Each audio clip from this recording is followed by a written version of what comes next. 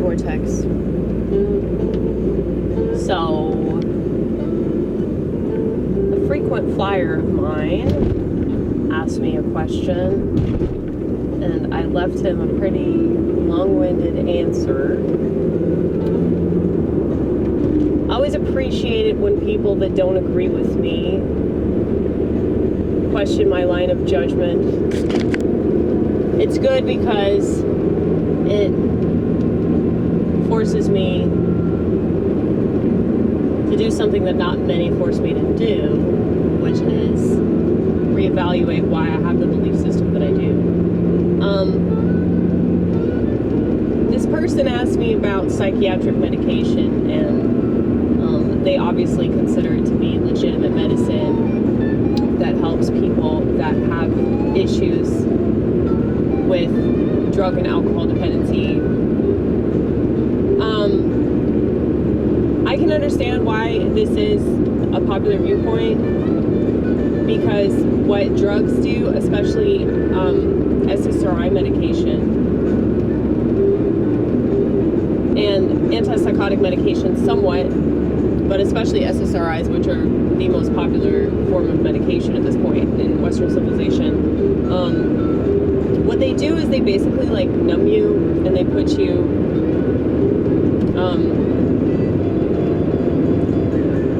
sort of like on this very like even plane. And I get, as a person that's like, we have very extreme highs and extreme lows,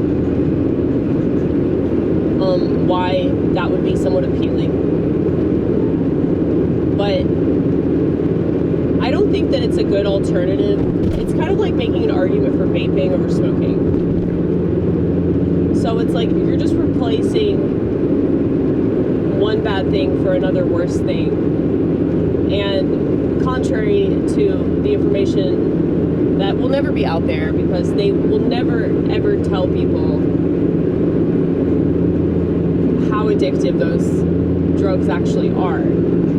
And if you go to a regular school, I mean, I know, like, growing up in public school, they had DARE posters everywhere. You know, dare to resist drugs and violence.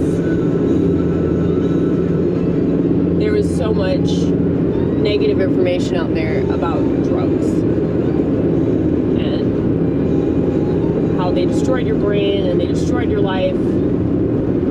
They make them look cool, but they're not cool. So of course I had to fucking figure that out. But they don't have that same kind of advertising for like psychiatric medication. Psychiatric medication is advertised to help you and to improve upon your life. Okay? If that's not continuing to happen, if your psychiatrist has to keep like meddling with your medication, there's obviously something wrong with the whole idea of it. Now, this is my own opinion. Obviously, all this stuff is my opinion. But I personally don't understand why people would take medication that's not helping them realize certain areas about themselves, like, that could use improvement, you know? So when I smoked pot, back in the day, back when it wasn't like 90% THC,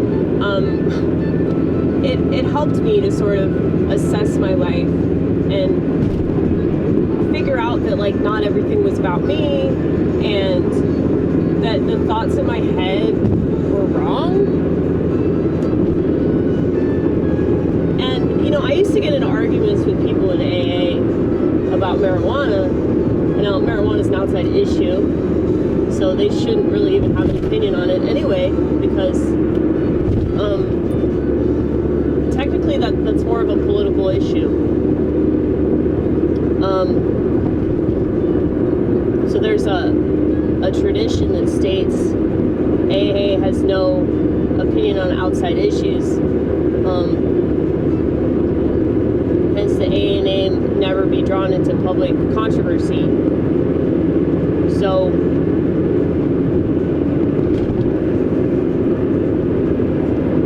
believe that every single member of the original Oxford group died of lung cancer.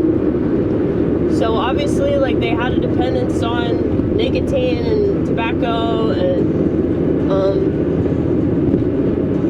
so I find it interesting that a lot of people that they get off drugs and alcohol only to stay on other drugs that aren't actually helping them. Now, I mean, we can argue about that all day. I think it really does depend on the person, too. Because most of the people I know on psych meds are not any better. Like, people that I work with are still, like, irritable. They're irritable all the time. And it's like they have other issues, too. It's like they're all vaping, like, on a regular basis. Like, they're constantly coughing because of how much they vape.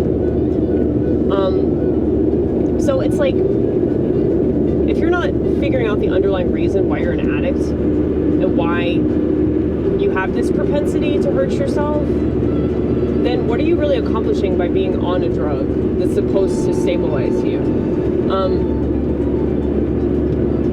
And of course it's going to have the sort of honeymoon effect in the beginning where you feel like you're more on an even keel. You know, you can sleep better, you have less anxiety, but then they're going to have to up your dosage because that's how drugs work, okay? So you're going to develop a tolerance to that medication. And then your psychiatrist is probably going to say something like, oh, well, it's not working for you because you're not compliant, or it's not working for you because you're resistant to medication, or it's because your sickness is really bad, your disorder is really bad, your mental illness is really bad. It's never the fault of the pills. It's never the fault of the pharmaceutical company. It's never the fault of the psychiatrist. Never, never, never. Okay? Any group of people that has no liability, no responsibility whatsoever is wrong on principle.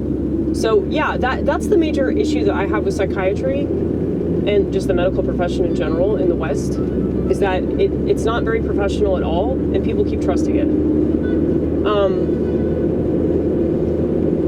It's the most inhumane, negligent, like totally negligent. If you had a psychiatrist that was working intensely with a psychotherapist, and that psychotherapist was working with that patient like every single week, and they were talking about childhood trauma, and they were talking about parenting and all kinds of other issues that their patient has, that would be a little different. But most people are not on that level because they can't afford to be on that level. They can't afford to see a therapist that much. They can't afford to see a psychiatrist that works in tandem with a therapist. Okay, so, you know, like most things, you're going to get out what you put into it. And I would say that yeah, like a lot of people that take pills, it's because they don't want to do more to try to figure out like what's causing the underlying issue, you know. And a lot of the time it's inflammation of the brain because of gut health. If we don't have good eating habits, like, yeah, our brain is going to punish us for that shit, and they'll never talk about that. So yeah, I would say that the West is death. And I don't think anybody's stupid for trusting a psychiatrist. I used to trust well, I didn't really trust him, but I wanted to trust him. But I had to come to terms with the fact that I just can't. And yeah, I couldn't cry on the medication, and that really bothered me because, you know, crying is something I'm so good at. So, you know, if it's preventing me from being able to do what I do better than anything else, then I would say that's a major problem. And so the fact that it affects people's libidos the way that it does, and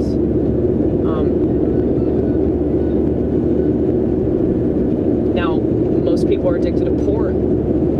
I would say that there's definitely a direct link there, but anyway,